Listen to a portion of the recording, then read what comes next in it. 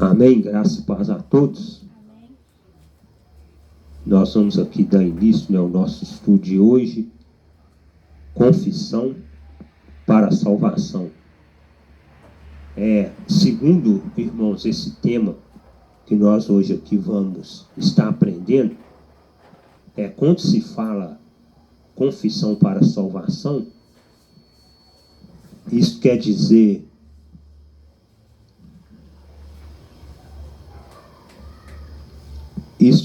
o quê? Confissão para a salvação. Hoje, nos dias que nós estamos vivendo, não se usa confessar. Não se usa a pessoa virar e falar assim, você tem que aceitar Emanuel como seu único e suficiente Salvador para você ser assim. Não existe isso hoje mais. Isto aqui, confissão para a salvação, segundo o estudo que nós vamos estar aprendendo aqui, vocês vão ver que quem confessava para a salvação era o judeu. Eles tinham que confessar os pecados deles e depois batizar nas águas. Para eles o quê? Para eles alcançar a salvação. Por que alcançar a salvação? Porque eles estavam aguardando a salvação, e a salvação já veio. Hoje a salvação não vem mais. Sabe qual salvação que vem hoje? Nós ainda não estudamos isso aqui. A salvação que acontece hoje é a salvação da mente. Salvação da mente. É a única salvação que acontece hoje. Porque a salvação para ser participante do reino, ela já aconteceu. Nós já fomos inseridos nesse reino, nós já somos participantes dele, o nosso espírito já é salvo. Agora, a salvação que acontece hoje é a salvação da mente. Mas que salvação da mente que você está falando? Todos nós aqui estávamos no sistema religioso. A nossa mente era corrompida e voltada para o quê? Voltada para os ensinos que os pastores ensinavam. Depois que você descobriu a verdade, a sua mente foi o quê? Salva. Hoje você não acredita mais na mentira, então a sua mente foi o quê? A sua mente foi transformada, a sua mente foi salva. Então é a salvação da mente que muitos ainda vão experimentar, que não experimentaram ainda, mas vocês vão ver. Com o passar do tempo, muitas mentes vão ser salvas, muitas mentes vão passar a acreditar na verdade, deixar a mentira dos homens de lado, que é isso aí, que você tem que levantar a mão e confessar com a sua boca que Emanuel morreu e ressuscitou. Mentira, porque aquilo ali era para o judeu. Hoje não se usa isso mais. Isso que eles estão ensinando aí fora, isso aí é engano e mentira. Mas por causa de quê? Porque a mente deles ainda não foi liberta, a mente deles não foi salva. Então, hoje nós vamos ver o que é uma confissão para a salvação. Vamos então dar início? Olha o que Marcos capítulo 1, versículo 4 diz. E apareceu João batizando no deserto e pregando o batismo de arrependimento para a remissão dos pecados. João veio o quê? Preparar o caminho para o Emanuel. Segundo os profetas falou que ia vir um que ia preparar o caminho dele. Então João veio fazendo o quê? João veio batizando no deserto e pregando o quê? Pregando o batismo de arrependimento. Que batismo de arrependimento? O povo tinha que confessar e se arrepender dos seus pecados e ser batizado nas águas. Como é que você vai confessar hoje e arrepender dos seus pecados, sempre que eles foram todos apagados? Ele não falou que dos seus pecados não me lembrarei mais? Ele não tirou aquela cédula que era contrária e cravou ela lá na cruz? Como é que você vai confessar hoje? Se você confessar hoje para um líder religioso, ou você querer confessar aceitando Emanuel como seu Salvador, sabe o que você está fazendo? É a mesma coisa que você está falando. Ele não ressuscitou, ele está morto. Porque o que ele tinha de fazer, ele já fez. E João veio fazer o quê? Olha lá, veio pregar o batismo de arrependimento para a remissão dos pecados. O povo precisava batizar e confessar. Aí hoje eles querem que nós confessemos. Aí se eu pego e confesso na minha ignorância, igual nós fizemos na nossa ignorância, quando aconteceu alguma coisa, nós ia para o Biongo confessar para o pastor o erro que nós tínhamos feito, aí olha o que acontecia, um comedor de feijão confessando para outro comedor de feijão pecador.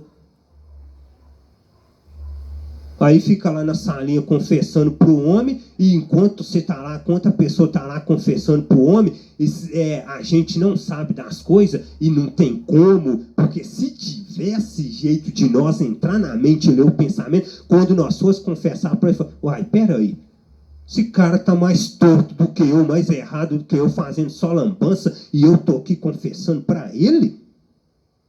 Talvez o sujeito está lá fazendo coisas que você nem imagina, e está lá de terno e gravata, paletó e blipona grande debaixo do braço, o santão, o santarrão. E a pessoa está lá no Biongo, eu fiz isso, e aquilo ia colar. Eu pequei assim, pastor, eu pequei dessa forma. E agora, como é que fica? A única coisa que você faz, você vai para frente confessar os seus pecados e receber o perdão. Gente, recebeu o perdão da igreja, pelo amor do Pai, o Pai já perdoou nós, agora eu vou receber perdão de ser humano?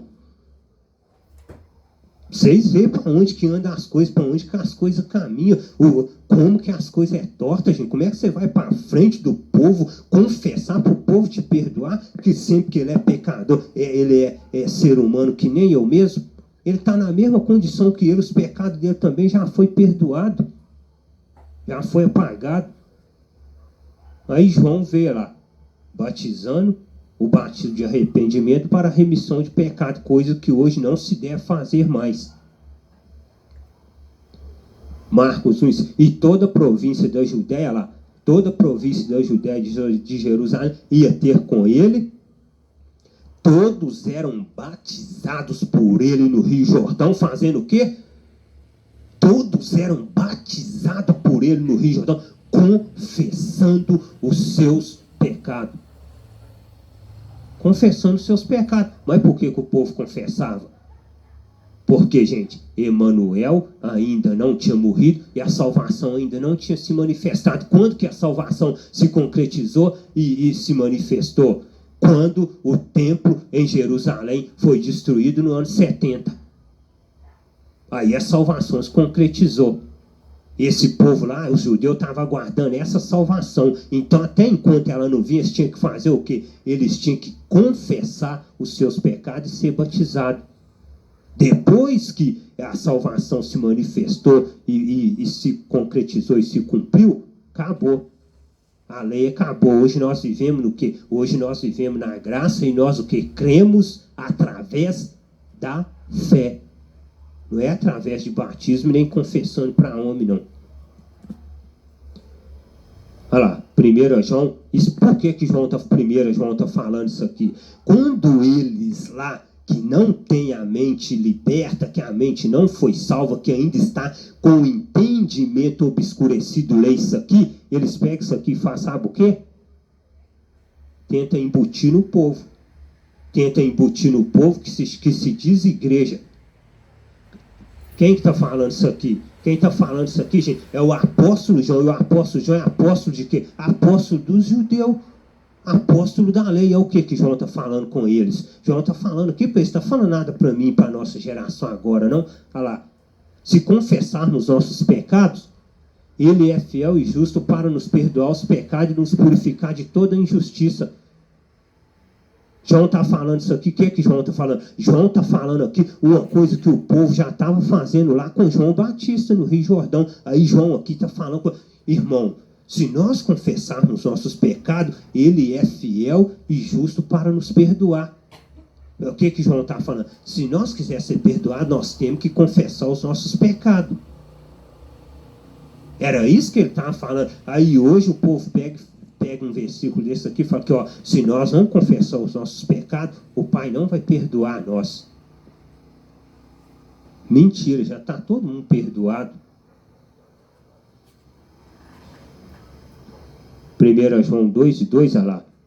Aí João, o que João fala? E ele é a propiciação pelos nossos pecados. Quem que é a propiciação pelos nossos pecados que João estava falando? O Emanuel que veio para o que era seu, para o que eram seus. mas os seus rejeitou ele. E não somente pelos nossos pecados, mas também pelo de todo o mundo. Todo o mundo de Israel. Ele é a propiciação pelos nossos pecados. Quando João está falando assim, que ele é a propiciação pelos nossos pecados, gente, João está falando com os irmãos lá na congregação dele, dos irmãos lá naquele tempo. Mateus 10, 32, olha lá. Portanto, olha o que Emanuel falou quando estava na terra com o povo, com os discípulos e com a multidão que seguia ele. Olha o que ele fala para eles. Portanto, qualquer que me confessar diante dos homens, eu confessarei diante de meu Pai que está nos céus. Gente, olha aí.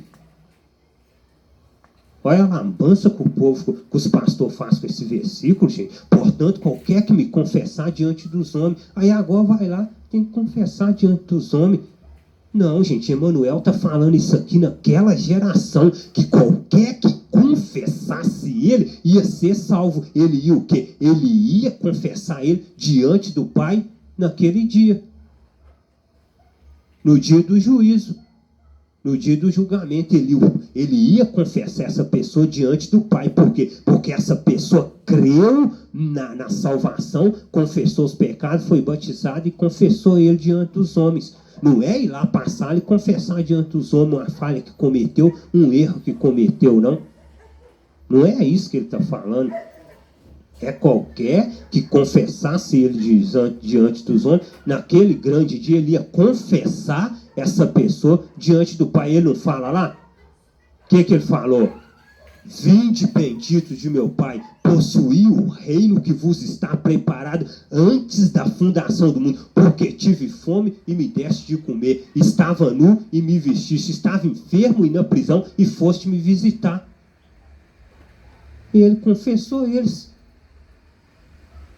Porque eles foram dignos, eles confessaram ele aqui na terra e ele confessou eles diante do Pai.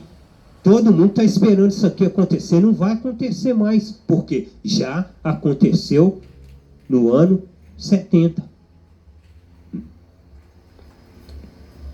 Mas qualquer que me negar diante dos homens, eu o negarei também diante do meu Pai que está no céu. Quantos que não negou ele diante dos homens lá? Pilatos, Herodes, os fariseus, aquela turma, todo mundo negava Emanuel, ninguém queria saber quantos judeus que não negou ele. Assim como eles negaram, no dia lá de ser absolvido, no dia do juízo, eles também foram negados. O que eles falaram? Mas, em seu nome nós não expulsamos demônio? Em seu nome nós não falamos em língua, em seu nome nós não profetizamos. Apartai-vos de mim, maldito, para o fogo eterno que está preparado para o diabo e seus anjos, porque eu não vos conheço. Por que não? Porque eles negaram ele. Naquela geração eles negaram ele. Como eles negaram ele diante dos homens, o que ele fez? Ele também negou eles naquele dia. Não aceitou eles. Aí Paulo em Tessalonicenses 5:2, olha o que Paulo diz. Porque vós mesmos sabeis muito bem que o dia do Criador virá como ladrão de noite. Aí Paulo agora começa a alertar os irmãos. Falando acerca de quê? Falando acerca da vinda do Criador. Paulo começa a alertar. Aí para nós saber, irmãos, que essas coisas já se sucedeu, Paulo já está alertando. Pois que quando disserem a paz e segurança, olha o que Paulo está falando aqui, ó, irmãos, quando o povo estiver dizendo que a paz e segurança, lhe sobrevirá repentina destruição, como as dores de parto, aquela que está grávida, de modo nenhum escaparão. Aí Paulo está falando com ele, ó, na hora que o povo lá em Jerusalém estiver falando, gente, a paz, está tudo tranquilo, dentro dos muros de Jerusalém, a paz reina. Está uma benção, todo mundo próspero, só festa, só alegria, porque o povo diz, eu gostava de festejar mesmo. Está uma benção aqui, está uma paz tremenda. Só que eles não aguardavam que a destruição vinha. E essa destruição, que destruição que é essa? que Paulo está falando com eles? Sabe que destruição que é essa que Paulo está falando? A vinda do Emanuel, a vinda do dia do Criador. Era isso que Paulo estava falando. Que ia vir como o quê? Como destruição, olha lá. Então ele sobrevirá a repentina destruição. Quando o povo de Israel estava lá tranquilo, achando que não vai acontecer nada, está tudo em paz, tudo tranquilo, a destruição ia vir em forma de juízo, que era a vinda dele, que vinha em forma de... Olha lá. Aí, Emanuel dá a resposta do que Paulo fala. Olha o que ele falou com eles quando estava andando com eles. Ó. Mas quando viste Jerusalém cercada de exército, sabei então que é chegada a sua destruição. Que destruição? A destruição que Paulo acabou de falar. Quando lhes disser que é a paz, lhe sobrevirá repentina destruição. Como que? Como a dores de parto, aquela que está grávida. É a dor que, segundo a ciência, fala que é a dor mais forte que existe na face da terra. É a dor que a mulher sente na hora do parto. Foi essa dor que o povo sentiu lá. Quando Jerusalém começou a ser destruída pelas tropas romanas. Foi essa dor da mulher de parto que o povo sentiu. Aquela dor que começa devagar e a cada passo que passa, ela vai se agravando, ela vai aumentando, ela vai dobrando. Foi o que aconteceu com eles lá. 1 João 2,18, aí João, olha o que João está falando. Filhinhos, vai demorar muito ainda, tá? Vocês podem ficar tranquilos aí, filhinhos, que vai demorar demais, tá? Não é isso, não é para agora, não. Isso é lá, é para o ano 2020, 2025. Vocês não alcançam, não. Vocês vão morrer antes, não. Filhinhos, é já a última hora. E como ouviste que vem o anticristo, aí ele já começa a avisar do anticristo. Aí como ouviste que vem, não virá. Como é que o povo está esperando o anticristo? E como viste que vem o anticristo, também agora muito se tem feito anticristo, por onde conhecemos que é já a última hora. João está falando, o anticristo vem, muito se tem feito anticristo. E como que uma pessoa se fazia para ela se passar por um anticristo? Ela tinha que fazer alguma coisa. Naquela geração, alguma coisa essa pessoa tinha que cometer, algum erro, alguma falha, para ela ter uma carapuça de anticristo, para ela se identificar como anticristo, porque João já está avisando. João já está falando, filhinhos, é já a última hora, e como ouviste que veio o anticristo, também agora muito se tem feito anticristo. Por onde conhecemos que é já a última hora. Tinha pessoas se fazendo anticristo, com carapuça de anticristo, com face de anticristo. Por quê? Olha lá, por causa disso aí, ó. Se quisesse conhecer quem tinha característica de anticristo, era isso aí, ó. Olha lá. Todo espírito que não confessa, todo espírito, irmão, que não confessava que Emanuel era o filho que veio em carne, não era do Pai. E quantos lá que não confessou? Quando Paulo foi pregar sobre a ressurreição lá, o povo faltou matar ele, o povo faltou escorraçar ele, meu filho, por causa que ele chegou e começou a pregar acerca de uma ressurreição. Pregando o quê? Que Emanuel tinha morrido e ressuscitado ao terceiro dia. Teve gente que falou assim, acerca disso te ouviremos outra hora. Vem com esse papo pra cá não, que nós aqui, nós não acreditamos nesse negócio de ressurreição, não quis nem dar ouvido para Paulo. E todo espírito que não confessa que Emanuel, filho, veio em carne, não é do Pai, mas este é espírito do anticristo, do qual já ouviste que há de vir. Ué? Vai vir? Vai vir ainda? Olha o que João está falando. Do qual já ouviste que há de vir, e eis que já está no mundo. Já estava lá no mundo deles, gente, na geração deles. E não vai vir, não. O povo está falando que Emmanuel Macron é anticristo, falando que Bolsonaro é anticristo. Daqui a pouco já fala que um pastor é anticristo. Basta fazer alguma coisa que identifica. Já estão com um papo aí que não é para ninguém, igual eu falei no outro estudo. Vou repetir para nós não ficar aparecendo aí com espírito de medo aí, ó, medroso, andando com medo, falando que a vacina é o número da besta. Porque não é para ninguém aceitar a vacina do Covid, que se alguém aceitar, esse sujeito já está marcado pelo anticristo, desmentindo a palavra. Olha o que João está falando, do qual ouviste que há de vir, e eis que já está no mundo. E quem que era todo o espírito que chegasse, não confessasse que Emmanuel veio em carne, ele era um espírito do anticristo. E quem que fez isso aqui? Quem que fez isso aqui no ano 70? Nero, gente. O que Nero fez? Nero levantou contra os cristãos, matou muitos cristãos, não aceitou confessar que Emmanuel veio em carne, não aceitou nada que era a favor do evangelho, não aceitou nada. E concernente ao número 66, vai estudar o nome de Nero, que você vai ver quem que era o anticristo nessa época.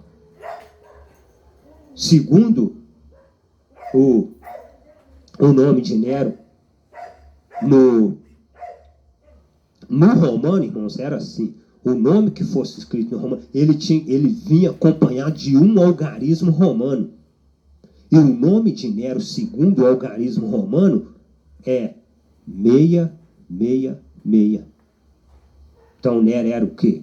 Um tipo de anticristo dessa geração.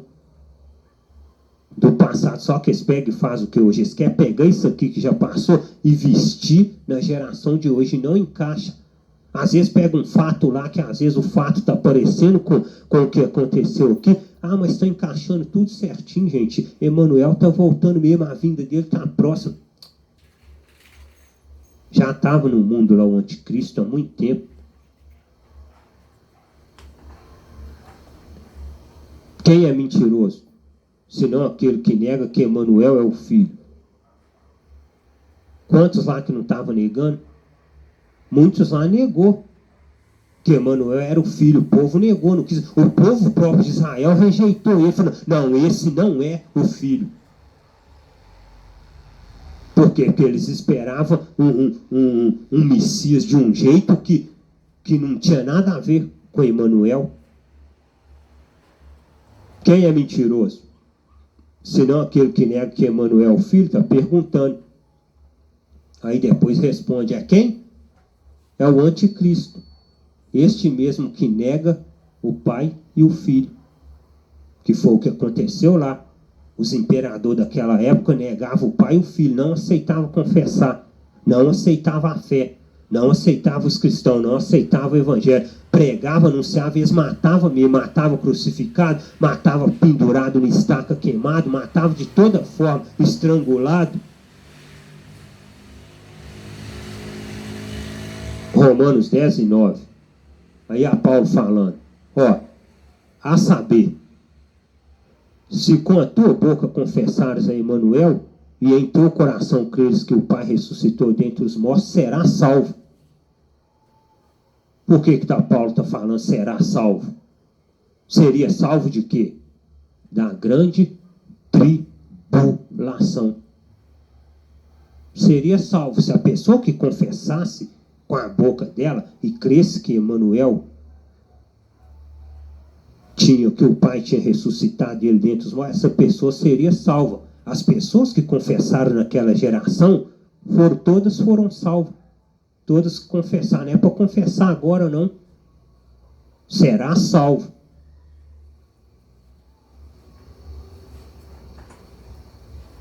Romanos 10:10. Visto que com o coração se crê para a justiça. Está vendo? Visto que com o coração se crê para a justiça. Uma justiça que provém de quê? Uma justiça que provém de obras mortas?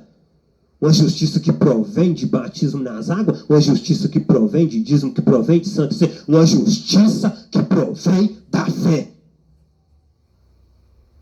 Visto que com o coração se crê para a justiça, e com a boca se faz confissão para a salvação. O povo tinha que crer com o coração para a justiça e com a boca o quê? Fazer uma confissão para a salvação. Eles tinham que confessar se eles quisessem ser salvos, que se eles não confessassem, eles não alcançariam a salvação. E os que confessaram, alcançaram essa salvação. O que aconteceu com o homem lá, quando Paulo e Silas foi preso? A palavra diz que por volta da meia-noite, Paulo e Silas começou a entoar um hino. As prisões se abriram. Quando a prisão se abriu, o que o carcereiro fez? Passou a mão na espada para se matar. Paulo falou que não. Estamos todos aqui. Não faça isso para ele não se matar. Paulo vai, prega o evangelho. Quando Paulo prega o evangelho, o que ele vira para Paulo? Que pergunta que ele faz? O que eu faço para me ser salvo? O que eu tenho que fazer para me ser salvo? Crer no Criador, no Salvador, tu e a tua casa, e serás salvo. Está vendo o que Paulo falou com ele? Olha lá. Visto que com o coração se crê para a justiça, e com a boca se faz confissão. Ele creu e confessou, ele, a casa dele foi salva. Aí hoje as pessoas ficam assim, aqui, ó. Crê no Emanuel e confessa que toda a sua casa vai ser salva. Aí o homem, pai de família, fica lá numa peleja danada. Por que eu estou crendo e confessando e a minha família nunca é salva? Por que acontece isso, gente? Porque esse versículo aqui não está falando nada. Era para o carcereiro, gente. Era para o carcereiro que Paulo estava falando. Crê nele e será salvo tu e a tua casa. Aí eles pegam aquele versículo e quer embutir ali nós, falando para nós crer que a nossa casa também vai ser salva. Quantos pais aí que estão carregando Bíblia debaixo de braço e os filhos estão tudo sofrendo? É filho no mundo das drogas, é filho com a cara enfiada nos vícios, na bebida, no cigarro, e tudo é cultuado. E o pai está lá. Ó. Eu creio. Vai ser salvo eu e a minha casa. E às vezes ele parte e morre e os filhos ficam aí, ó, continuam aí aprontando. Porque não tem como você pegar uma coisa que foi para ele e embutir na pessoa. Isso é engano, gente. Isso é trapaça.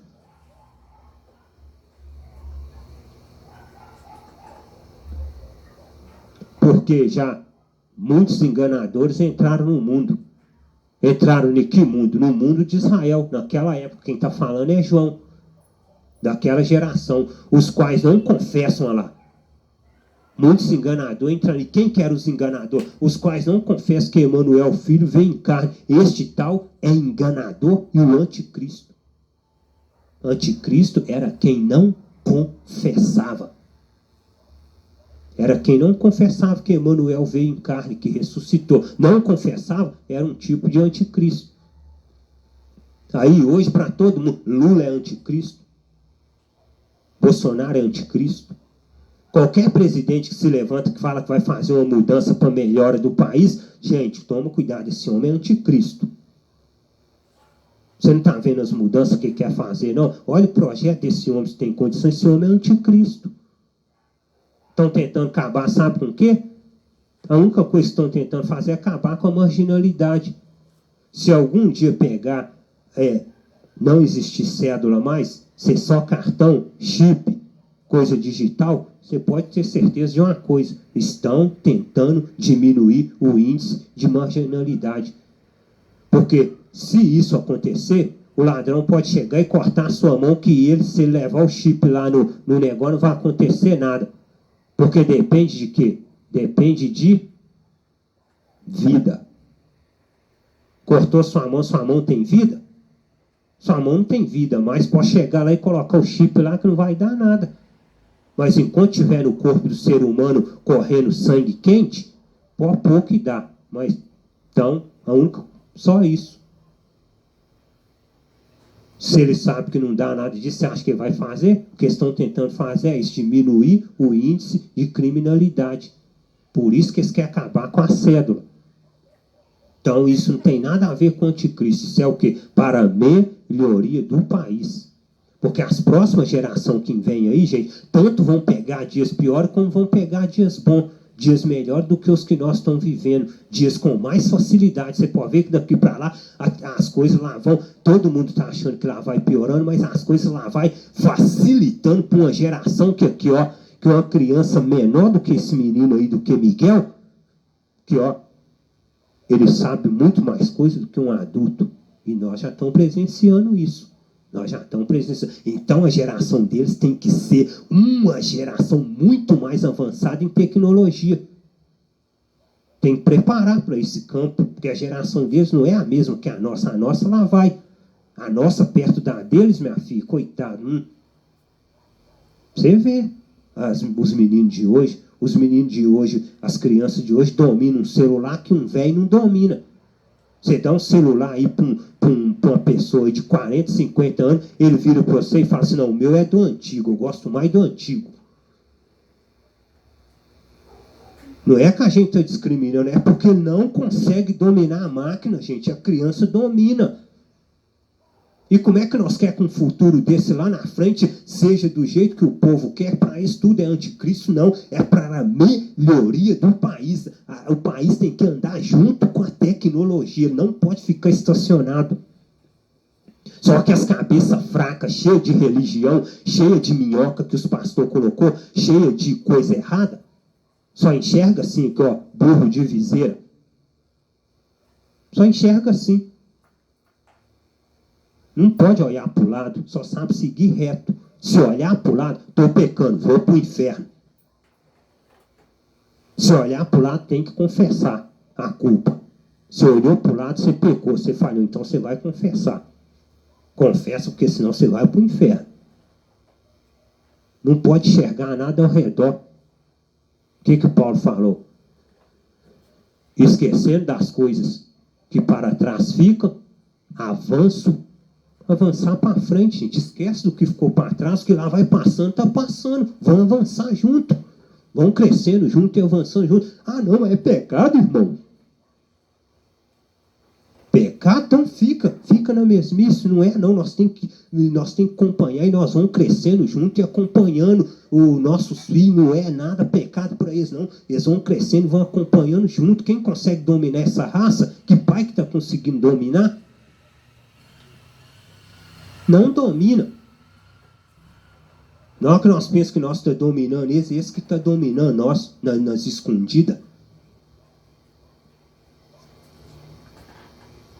Porque a tendência deles é o quê? Avançar junto com a tecnologia, é crescer junto. Eles não vão ficar estagnados, estacionados, não, porque se eles ficar, eles não têm condição de ficar.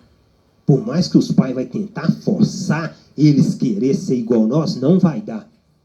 Porque eles estão avançando junto, e eles precisam disso, sabe para quê? Eles precisam disso para o estudo, para a faculdade, eles precisam disso para tudo. Então não dá para tirar isso deles. Porque eles têm que crescer e avançar junto com a tecnologia. Amém, Miguel? Não tem como barrar isso. É ignorância querer barrar isso. Não dá. Não dá, não. Então, olha lá. Aí Tiago 5,7 é o que Tiago diz. Sede, pois, irmãos. Tiago falando para os irmãos lá, tá? Não é para nós, não. Sede, pois, irmão, paciente até a vinda do Salvador. Está falando para eles que, ó, gente, seja paciente até a vinda dele, calma, ele vai vir. Mas não é apontar lá em cima, gente, montado num cavalo, igual o povo fica falando, não. É cavalo branco, céu abrindo. Não é isso, não. Não é isso que Tiago está falando, não. Sede, pois, irmãos, paciente até a vinda do Salvador. Como que era a vinda do Salvador para o povo de Israel?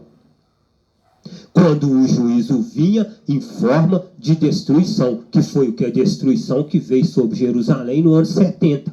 Só que aqui está escrito na linguagem deles, não é na nossa. Sede, pois, irmãos pacientes, até a vinda do Salvador. Eis que o lavrador espera o precioso fruto da terra, aguardando-o com paciência até que receba a chuva temporã e seródia. Está falando sede paciente. O lavrador, quando vai lá e lavra a terra lá e planta uma semente lá e não fica com toda a paciência esperando, vai dar fruto. Eu sei que vai dar arroz, vai dar milho, mas eu tenho que ser paciente. Vai vir uma chuva boa aí. Vão esperar a chuva temporal, a chuva serótica, que depois que essa chuva vir aí, depois nós vamos ter uma colheita boa. Tá falando com isso? Paciência, que depois vocês vão colher fruto bom. Fica tranquilo aí, paciente. Sede vós também paciente, fortalecer os vossos corações. Olha lá. Porque já a vinda do Salvador está longe. Porque já a vinda do Salvador está para o futuro. Vocês não vão alcançar, não. Vocês vão morrer banguela e cair nos dentes esperando, mas vocês não vão alcançar a volta do Salvador, não. Porque já a vinda do Salvador está próxima, gente. Estava perto para eles. A destruição de Jerusalém estava mais perto do que eles imaginavam.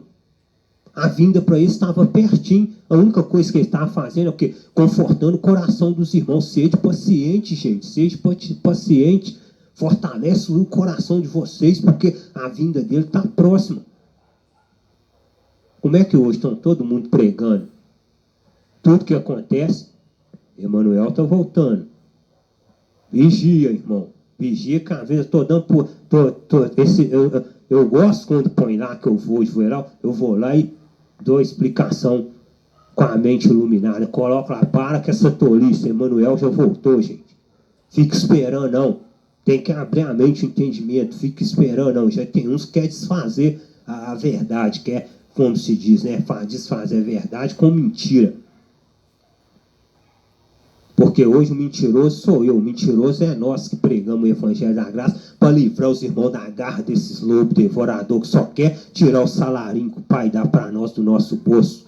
Aí eles ficam irados, ficam furiosos, porque eles querem ver nós sendo escravos deles, não querem ver nós liberta eles, range o dente até esfarelar.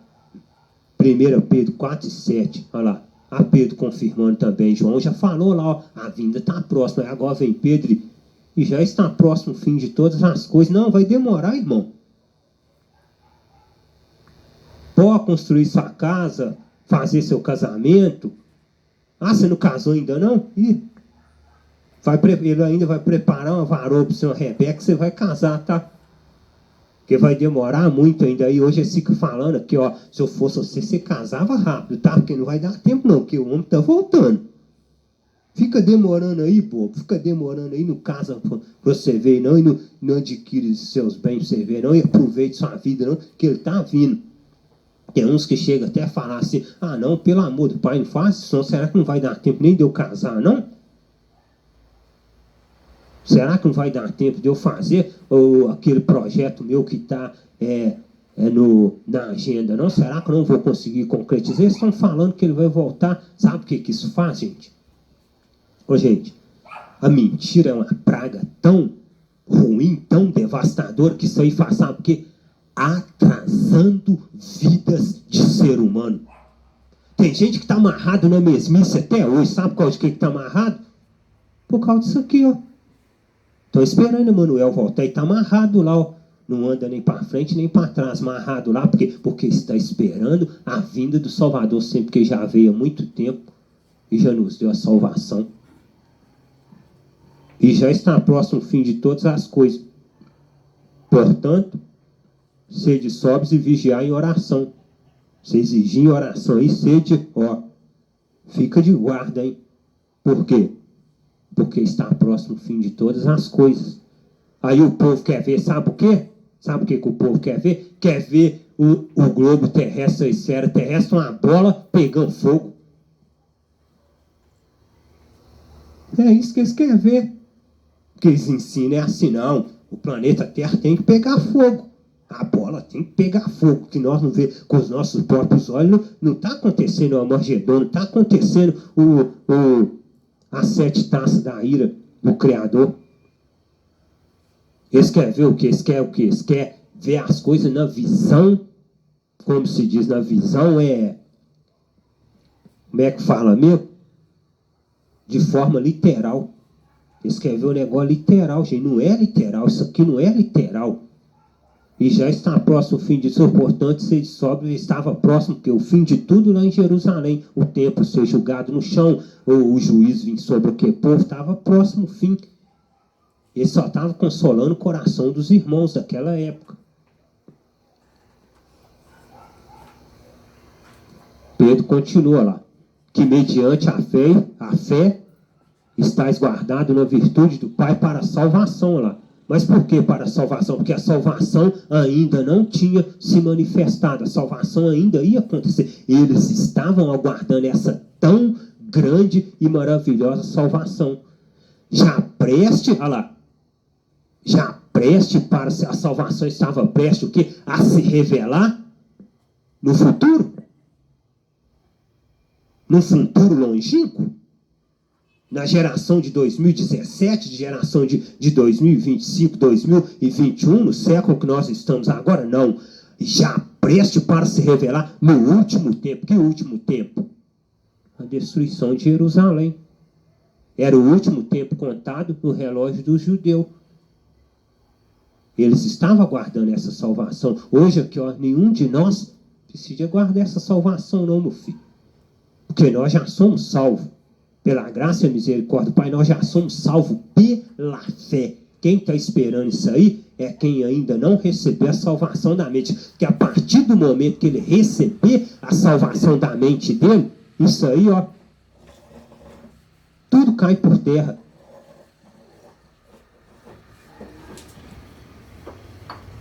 Na hora que a pessoa for liberta aqui, ó, que está aqui, ó, liberta na mente, na lavagem cerebral que os pastores fez, que o sistema religioso fez, na hora que ela for salva aqui, que a ficha cair, já era. Isso aqui tudo cai por terra. Segundo Tessalonicenses 2:3 é o que Paulo diz. Ninguém de maneira alguma vos engane. Paulo está falando com eles. Aí não é para mim, gente. Quantas vezes que nós ouvimos pregadores que vinham de cidades longínquas para tirar 5 mil nas nossas custas, na nossa costa, para pregar isso aqui, que ó, isso aqui não é para nós. Isso aqui era para o povo de Tessalônica, para os irmãos de Israel. Ninguém de maneira alguma vos engane, porque não será assim sem que antes venha apostasia e se manifeste o homem do pecado, o filho da perdição. Paulo está falando, gente, não deixa se enganado por ninguém. Primeiro tem que se manifestar o homem do pecado, o filho da perdição. Quem que se manifestou lá? Nós sabemos muito bem as pessoas. Tito, olha o que o imperador Tito fez, gente, com Jerusalém. Olha o que Nero fez. Olha o que aqueles homens foi capaz de fazer. Queimar a cidade a fogo. Enviar uma tropa para massacrar o povo, para matar o povo com espada, para derramar sangue que dava no freio dos cavalos. Olha a crueldade. Paulo só estava avisando, antes que venha para se manifeste o homem do pecado, era um filho da perdição. Era o que? Era um filho de Satanás, um filho do diabo, um filho da perdição. O qual se opõe e se levanta contra tudo que se chama Pai ou se adora, de sorte que se assentará como Pai no templo do Pai, querendo parecer o Pai. Quem que fez isso aqui? Quem que assentou lá no templo, lá querendo parecer, se dando um de Criador, se passando por ele? Quando Jerusalém foi invadido antes do templo ser destruído, sabe o que aconteceu lá? Eu não me lembro o nome, gente, mas se eu não me engano, segundo o estudo que eu tive fazendo aqui, ó, se eu não me engano, depois você estuda e procura. É só você procurar que você vai achar que, ó, teve um lá, que sabe o que ele fez? Ele tirou o sacrifício que os judeus ofereceu, sabe o quê? Um capado, um porco, gente.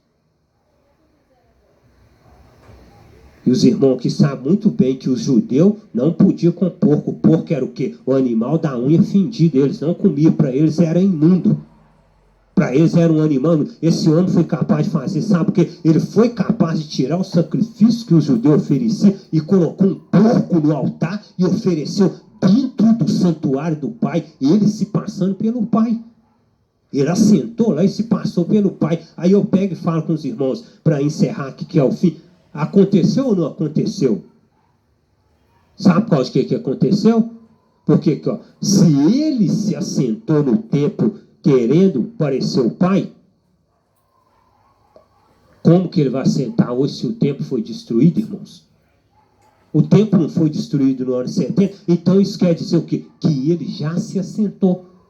O anticristo já se assentou lá querendo parecer o Pai, se passando pelo Pai.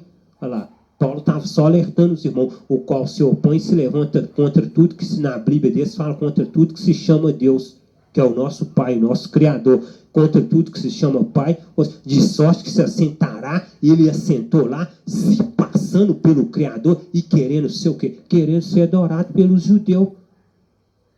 Só que como que vai assentar hoje? Se o templo foi destruído? Ah, então ele vai sentar no templo do Bispo Macedo, que o Bispo Macedo construiu lá em São Paulo. Aquela baita de templo de Salomão que ele fez lá com o dinheiro do povo. Ele vai sentar lá? Só se for lá, porque em Jerusalém não tem templo, há tanto se fala numa construção de um terceiro templo, mas isso é blá blá blá. Cadê terceiro templo? Não quer dizer que não está construindo terceiro templo, eles vão falar, não, já estão falando. Vão falar, não, já vi boatos por aí falando que é o templo que Edir Macedo construiu. Lá no Brás, lá em São Paulo.